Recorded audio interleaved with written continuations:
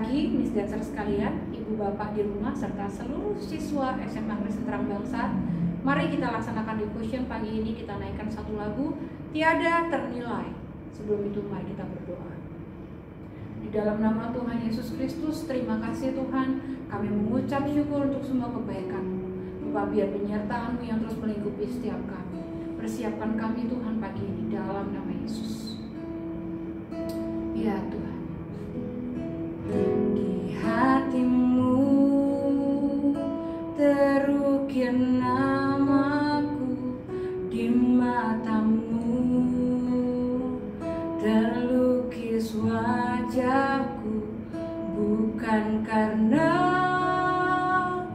kuat gagahku, namun hanya karena kemurahan. Terkadang aku terjatuh, tak pernah lelah Kau hampiriku, memelukku dengan cinta-Mu. Betapa besar mulia kasih-Mu. Bagimu Tuhan segala pujian, hormat kemuliaan, tiada ternilai. Salib-Mu Tuhan, sungguh berharga Engkau.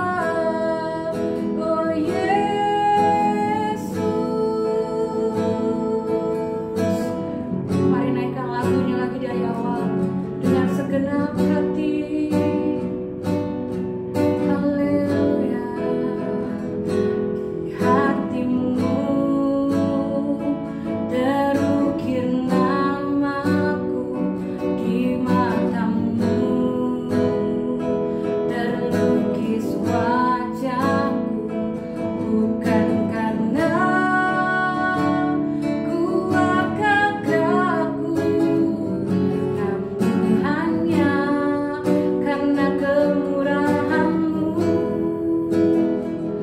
Meski terkadang aku terjatuh, tak pernah lelah Kau hampiriku, memelukku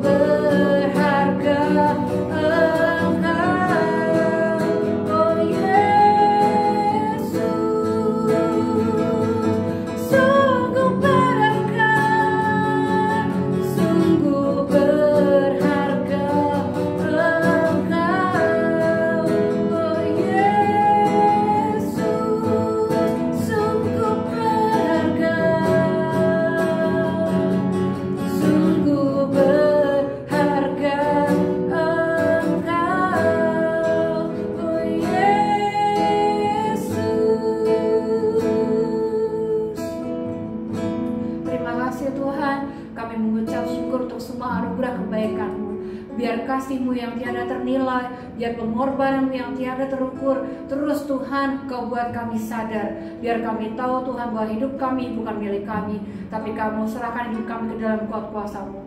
Sebentar Kamu dengar firman-Mu, biar penyertaan-Mu, hikmat-Mu yang Kau bukakan untuk setiap kami. Dalam nama Yesus kami berdoa, haleluya, amin.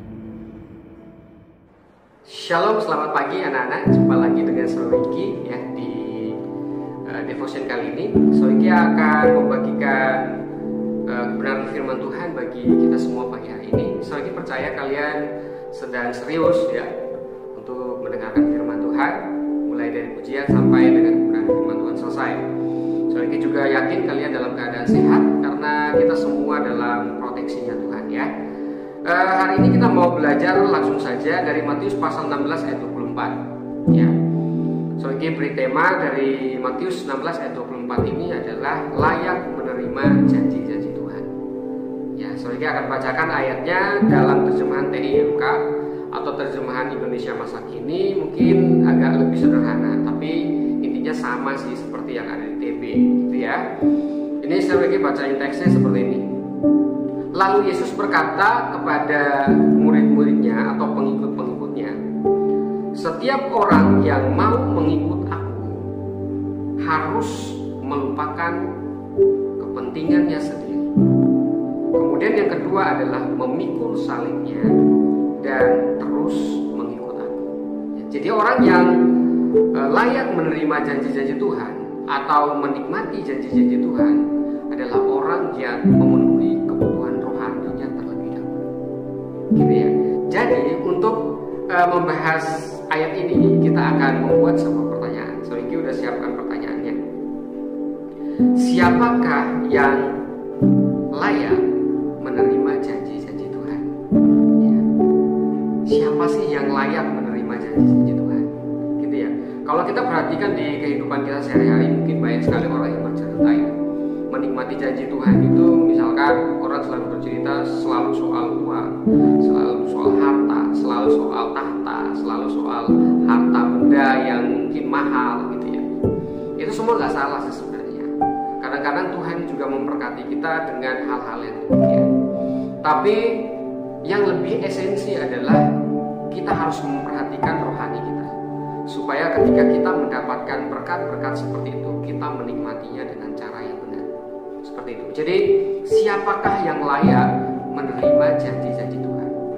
Kalau kita perhatikan di dalam perjanjian baru ya, itu banyak sekali orang yang diberkati oleh Tuhan. Banyak sekali orang yang menerima janji-janji Tuhan di dalam perjanjian baru ya. Sekalipun perjanjian lama juga banyak, tapi saya ingin membahas dalam perjanjian baru. Misalkan orang yang mati ya, orang yang mati dibangkitkan.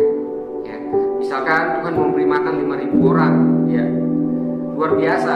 Kemudian Tuhan mungkin menolong orang yang harusnya sudah terpuruk gitu ya, tapi Tuhan bangkitkan kembali, diberi kekuatan yang baru. Mungkin orang yang mati pun dia merasa senang gitu ya, karena mati dalam Tuhan itu sesuatu yang menyenangkan gitu ya, karena mati adalah keuntungan. Itu perkataannya Rasul Paulus, hidup adalah Kristus dan mati adalah keuntungan. Hidup bagi Kristus, mati keuntungan ya, seperti itu. Jadi kita mau membahas nih, siapakah yang layak menerima janji-janji Tuhan gitu ya. Yang pertama, orang yang layak menerima janji-janji Tuhan adalah orang yang mau menyangkal diri. Orang yang layak menerima janji-janji Tuhan menurut Alkitab, menurut Tuhan Yesus, adalah orang yang mau menyangkal diri. Jadi kalau dalam bahasa Yunani menyangkal diri itu aparneomai ya. Dalam bahasa Yunani ya, dalam kata Yunani itu aparneomai. Coba kita lihat pengertian daripada aparneomai ya. Jadi frasa menyangkal diri dalam terjemahan Yunani adalah aparneomai, yang berarti membantah atau menyatakan tidak kepada apapun yang bukan merupakan kehendak Tuhan. Jadi orang yang menyangkal diri adalah orang yang menyatakan tidak gitu ya, menyatakan tidak kepada hal-hal yang bukan merupakan kehendak Tuhan. Berani menyatakan tidak, berani menyatakan aparneomai ya. Jadi orang yang mau menikmati berkat-berkat Tuhan, janji-janji Tuhan adalah orang-orang yang mau menolak gitu ya, menolak dengan tegas apa yang bukan merupakan kehendak Tuhan, sesuatu yang bukan merupakan kehendak Tuhan. Bukankah di zaman sekarang ini banyak sekali kan godaan-godaan, apalagi kalian sebagai anak remaja gitu ya, mau searching soal apa aja gampang gitu ya, mau melakukan apapun gampang. Banyak sekali teman-teman kalian mungkin di sepergaulan, ada yang merokok, ada yang minum mabuk, ada yang seks bebas dan lain sebagainya gitu ya. Tapi kalian harus berani gitu ya, menyatakan tidak kepada dosa, terhadap mengatakan tidak terhadap yang bukan merupakan kehendak Tuhan. Harus bisa gitu ya. Mungkin kalian malas untuk belajar sekarang gitu ya, malas untuk belajar, tugas terus. Tapi kalau kalian harus mengatakan tidak kepada kemalasan, harus berani untuk bertindak gitu ya, untuk masa depan yang baik. Sebab Tuhan tidak akan memberikan masa depan yang baik kepada orang yang malas. Ya, jadi percayalah bahwa ketika kalian menolak sesuatu yang bukan merupakan kehendak Tuhan, kalian pasti menikmati janji Tuhan. Tuhan janji, itu janji Tuhan. Ya, seperti yang kalian lihat di dalam sini, di ayat hafalan kalian, Tuhan memberkati engkau dan melindungi engkau. Tuhan menyinari engkau dengan wajahnya dan memberi engkau kasih karunia. Tuhan menghadapkan wajahnya kepadamu dan memberi engkau damai sejahtera. Wah, itu berkat yang luar biasa. Jadi bagi Seroiki, kalian harus tegas kalau saat ini kita harus memiliki karakter yang baik dalam Kristus. Jadi orang yang mau menyangkal diri atau menyatakan tidak kepada yang bukan kehendak Tuhan adalah orang yang akan menikmati janji-janji Tuhan. Seroiki yakin dan percaya kalian semua pasti mau menikmati janji Tuhan kelak nanti. Atau mungkin sekarang sudah menikmati itu. Harus tetap bersyukur, tetap harus rendah hati, tetap harus melakukan yang terbaik buat Tuhan. Yang kedua, arti berikutnya dari aparneomai adalah melupakan kepentingan diri sendiri. Jadi orang Kristen itu harus mengesampingkan kepentingan diri sendiri. Itu yang kedua. Jadi yang kedua adalah orang yang mau menikmati janji Tuhan adalah orang yang mau melupakan kepentingannya sendiri, mengesampingkan kepentingannya sendiri, dan mengutamakan kepentingan Tuhan. Saya percaya berkat itu datanya dari Tuhan, bukan dari usaha kita sendiri. Keselamatan itu datanya dari Tuhan, bukan dari usaha kita sendiri. Jadi untuk menikmati semuanya itu, kita harus mengesampingkan apa yang menjadi keinginan kita. Percayalah bahwa kalau kita mengutamakan Tuhan dalam hidup kita, kita pasti dibuat Tuhan berhasil. Sama seperti sekarang, kalian mengandalkan Tuhan, kalian sekolah, kalian belajar dengan sungguh-sungguh, itu gak akan sia-sia. Pekerjaanmu tidak akan sia-sia, usahamu tidak akan sia-sia. Karena Tuhan yang kamu sembah adalah Tuhan yang sanggup dan sangat sanggup menepati janjinya buat kita. Ya, jadi harus mengatakan no terhadap yang bukan merupakan kehendak Tuhan. Kemudian harus bisa mengesampingkan kepentingan diri sendiri, mengesampingkan ego sendiri, menghilangkan ego itu penting sekali, menghilangkan kemalasan. Kepentingannya misalkan harusnya ngerjain tugas, tapi main game dulu. Nah, itu kepentingan diri sendiri tuh. Disuruh oleh orang tua harus beli ini, beli itu, tapi nggak mau. Disuruh orang tua tidurnya nggak harus, jangan malam-malam, jangan main game sampai malam-malam, tapi kerjaannya main game sampai malam-malam. Besok harus bangun pagi untuk sekolah, nggak jadi, absen. Ya, jadi harus mengutamakan Tuhan lebih daripada kepentingan diri sendiri. Yakin kalau itu dilakukan, maka kita pasti akan menikmati janji-janji Tuhan. Kemudian yang kedua, orang yang menikmati janji-janji Tuhan adalah orang yang mau memikul salib. Memikul salib dalam kata Yunani yaitu airo stauros. Aerostaurus. Kita lihat artinya.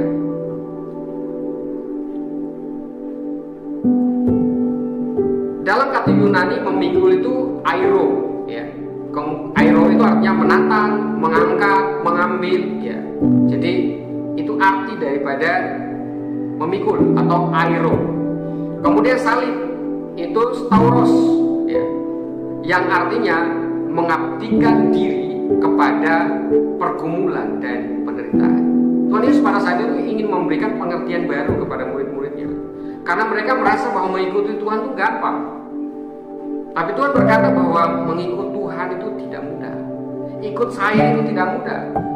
Harus banyak pengorbanan. Kamu harus ditolak orang karena mungkin kamu beda agamanya. Kamu ditolak orang karena mungkin kamu beribadah setiap minggu. Orang bilang, wih itu, lihat tuh pendeta tuh, lihat tuh kayak hamba Tuhan tuh, lihat tuh terlalu sok-sok rohani tuh. Padahal orang Kristen itu memang harus rohani, karena hidup kita saat kita percaya kepada Tuhan, roh yang tinggal dalam kita, dan hidup kita ini harus rohani. Kenapa orang bilang kita rohani lalu kita tersinggung? Bukankah kita hidup, kita bisa bergerak, kita bernafas itu karena ada roh di dalam kita? Kalau ada roh di dalam kita, berarti kita harus rohani. Jadi jangan takut orang bilang kita tuh rohani. Jangan takut menderita di tengah pergaulan kita. Kamu nggak merokok dibilang bencong, bencong aja merokok. Kamu diajak miras, nggak boleh. Menderita kan? Kamu harus jalan keluar malam bersama-sama teman, nggak boleh. Menderita kan? Artinya bahwa kita sebagai orang Kristen itu harus memikul salib kita. Banyak hal yang harus kita lakukan dalam hidup kita. Kita tuh punya salib masing-masing. Salib yang dimaksud adalah gini: menyangkal diri atau memikul salib sama dengan kita tuh harus siap mempersembahkan hidup kita seutuhnya kepada Tuhan. Jadi tidak untuk dunia, karena persahabatan dengan dunia adalah permusuhan dengan Allah. Hati-hati. Surat ini ditulis oleh seorang namanya Matius, biasa dipanggil Lewi. Dia adalah seorang pemungut cukai. Tapi karena dia meninggalkan pekerjaannya dan ikut Tuhan, dia menikmati janji-janji Tuhan. Begitupun kita harus keluar dari zona nyaman kita, dari sesuatu yang kita lakukan tidak sesuai dengan kehendak kita. Kita harus bilang no terhadap itu sekarang. Kalau kita malas belajar, kita harus bilang no terhadap itu. Karena kita mau memiliki masa depan yang baik, kita harus berpikir ke depan, bukan mundur. Generasi ini kan generasi yang harusnya kalian menjadi generasi terdepan, gitu. Ya, jadi harus siap mempersembahkan hidup seutuhnya kepada Tuhan, bersahabat dengan Tuhan, punya relasi yang baik dengan Tuhan.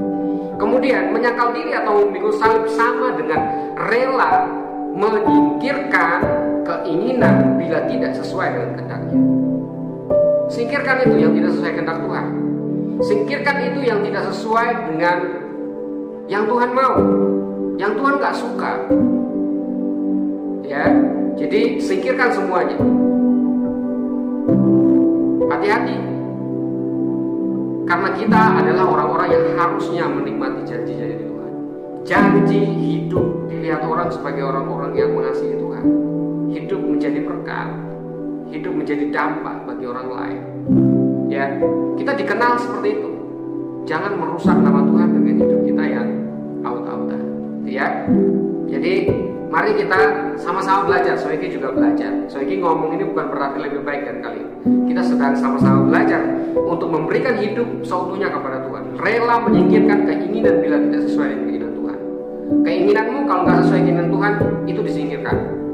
Soiki harap kalian paham dan yakin kalian paham, karena kalian sudah pada dewasa. Kemudian yang berikut adalah rela mengalami berbagai kesulitan. Jadi orang Kristen itu pikul salib, mengalami banyak kesulitan pasti. Apalagi kita berada di mungkin daerah minoritas. Sekalipun banyak orang yang nggak mengakui bahwa mereka membuat orang lain menjadi merasa terminoritas gitu. Tapi Kadang kenyataannya kita ada di sebuah lingkungan yang minoritas, bukan minoritas yang saya maksud misalkan gini, teman-temanmu banyak yang rokok, kemudian kamu sendiri nggak ngerokok. Banyak yang minum mabuk, kamu sendiri nggak minum mabuk. Kamu mungkin terpancing untuk ikutin ini, tapi firman Tuhan bilang nggak boleh. Keinginan yang tidak sesuai dengan firman Tuhan harus disingkirkan.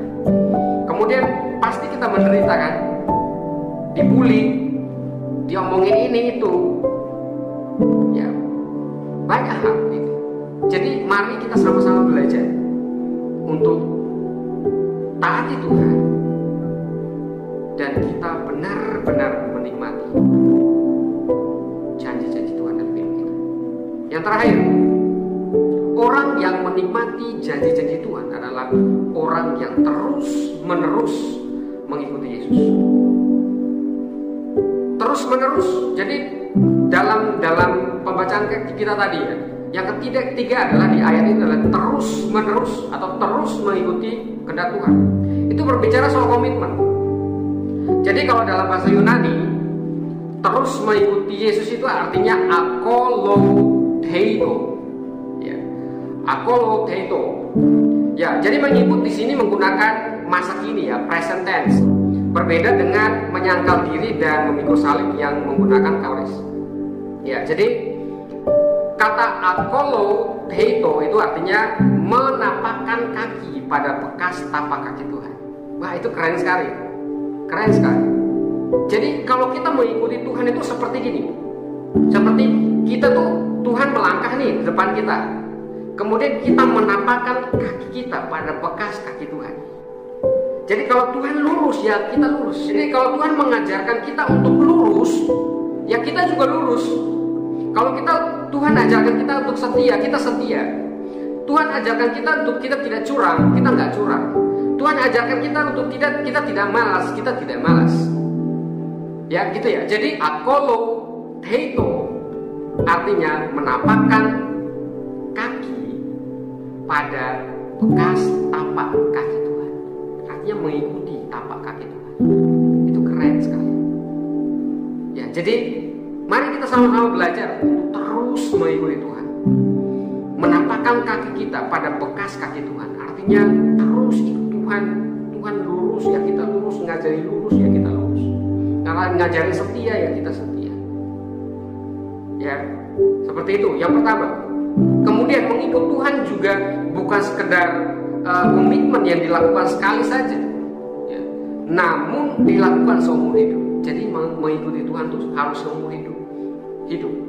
Jangan sampai Tuhan berkata yang firman Tuhan yang Tuhan katakan itu tergenapi. Yang terdahulu akan menjadi terkemudian. Jangan sampai itu terjadi. Karena kita tidak menapakkan kaki kita saat berjalan pada bekas tapak kaki Tuhan. Wah, harus seperti itu ternyata. Orang yang menikmati janji Tuhan adalah orang yang terus-menerus berjalan mengikuti Tuhan, menapakkan kakinya langkah demi langkah pada bekas tapak kaki Tuhan, berjalan sesuai dengan ajaran Tuhan. Itu yang harus kita lakukan. Kemudian komitmen tidak hanya sekali, tapi seumur hidup kita berkomitmen untuk ikut Tuhan. Maka kita pasti akan menikmati janji-janji Tuhan. Jadi yang ketiga adalah ikut Tuhan berarti meninggalkan keegoisan, ambisi, kenikmatan diri sendiri, dan kebiasaan lama yang tidak berkenan kepada Allah. Jadi orang yang mau menikmati janji Tuhan adalah orang yang menapakkan kaki pada bekas kaki Tuhan. Di bagian ketiga. Kita selesai sampai di situ. Ingat baik-baik. Kalau kita mau benar-benar menikmati kasih Tuhan, janji Tuhan, kita harus katakan no terhadap hal-hal yang bukan merupakan kehendak. Kita harus bayar harga, pikul salib. kemudian kita harus berjalan di atas bekas tapak kaki Tuhan, supaya kita jangan salah arah. Tuhan Yesus memberkati kita semua. Pagi hari ini sebelum kita selesai, mari kita berdoa.